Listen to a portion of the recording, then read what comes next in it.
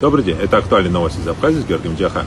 Без всякого закона об апартаментах российские граждане начали строить в Абхазии апартаменты. А так Владимир Федотов, российский предприниматель, взял бессрочное пользование землю в Восточной Абхазии и готовится там построить поселок для российских граждан. Он ведет активно пиар-компанию в Ютубе, в ТикТоке, в Телеграме и предлагает российским гражданам покупать землю в Абхазии.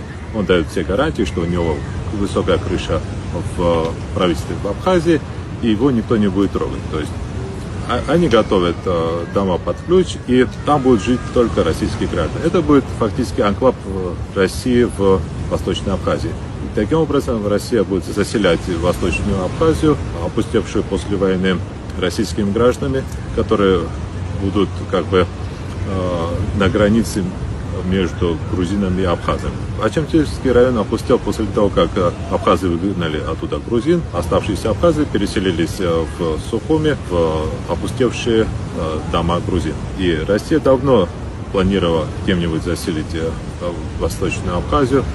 Был вариант, что туда вернут грузин. Против этого были абхазы.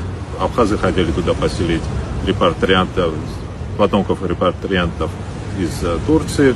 Против этого была Россия, и в итоге Россия решила заселить туда своих россиян.